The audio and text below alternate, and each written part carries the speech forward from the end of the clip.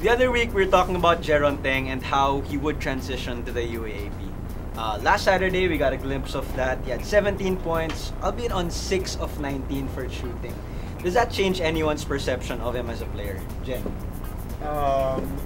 Well, sabi ko nga yung episode, the previous episode, sabi ko that he's gonna have a few big games, pero he's not gonna be that consistent para sa akin. Well, anong ba field goal niya? I think sobrang baba ng field goal percentage niya. And he just had the guts to take that last shot. And lucky for him na pumasok yun. And so you're chalking it up just to luck. So you think chamba lang yun that he made chamba, not winning that shot that sent it to overtime. Hindi siya chamba, pero alam mo yun, you need to have the guts to take that last shot. Because hindi papasok yung tira kung hindi mo siya ititira. So, diba? Wala kang chance. I agree. I get his logic. The thing what LaSalle was missing before was that they didn't have anyone who wanted to say, the ball is mine, and I am gonna take the shot.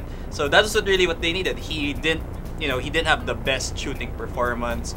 His other contributions were minimal. I mean, he only basically scored the ball. He didn't rebound, he didn't assist very well. But that's what they needed. That's the piece they needed. So for now, it looks like LaSalle is a complete team in that regard.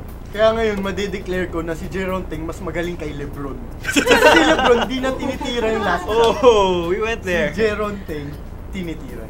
There you go. Okay, for me, I think, as I said last week, na I like Jeron Teng.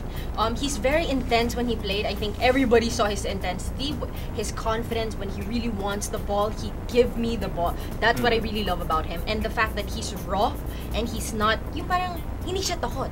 Yun yung gusto ko sa kanya, and that will really lead him to somewhere. But I think like all this hype kasi parang like, oh, Jeron Teng's so great. But when you watch the games naman, parang medyo nabibitin tayo, and I think that's the general feeling of Jen, of Adrian, and myself to some extent. Pero baka naman, if you think about it, maybe we're a little spoiled because the last rookies that we see, we had Kiefer Avena, you have Bobby Ray Parks, individuals who can big games, who can score big, who can take over at certain points. Don't you think that maybe we're holding him to a high standard than that you normally would hold a player to? Hindi naman sa ganun, pero si Kiefer, when he was entering the UAAP pa lang, parang sobrang hyped up na Kiefer Avena, grabe sa juniors yan. And also Terence Romeo, he scored like 80 plus points in the juniors. Tapos pagdating ng seniors, syempre you're just another normal player, hindi kayong stand out. So si Kiefer ganun. What more si Jeron Teng? Pero Jeron Teng in maybe like 2 or 3 years, I think he's gonna average sa mga 20s. He's gonna be more consistent. That's what you're saying. 2 years down the line. The thing is, consistency will come when he gets the exposure and the experience. And exactly. I think that it may be a good year for him. It may not be like a wow year, but then again, Kiefer Avena didn't really have an super amazing year. He had moments. He had moments. Big shots, but big not plays. really. I think Jeron will have that this year. He would have his moments, his confidence there. He's raw.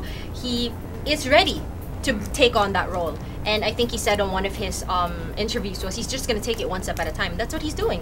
I think, remember what we said, we're kind of let down. Well, part of that is because his game right now is basically I'm just going to drive it to the heart of the defense and try to get a layup.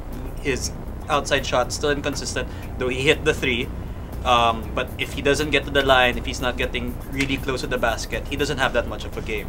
So in that aspect, we're let down because if we thought he'd be a more complete player, he's definitely not that yet. Pero looking on the brighter side of things, for LaSalle, parang sabi mo, meron na silang guy that's willing to take big shots or kahit nga wala nang pag-asa, titira niya pa rin just to make something happen for their team. Parang he's the second leading scorer on the team. He's taking the shots. So if you had a LaSalle team that didn't really have a go-to guy last season or even in the year previous, that's what they were lacking. At least you have someone now, even though he's not nailing all of them, making all of them, you have somebody who wants to take them and somebody who you can build around on. Yes.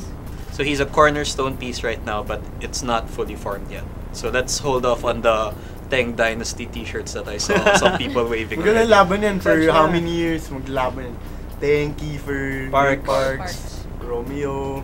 And andyan pa si, well, Slaughter isang year. Yeah. So a lot of talented wingmen in the UAP. So something to look forward to, as Jen said. Definitely.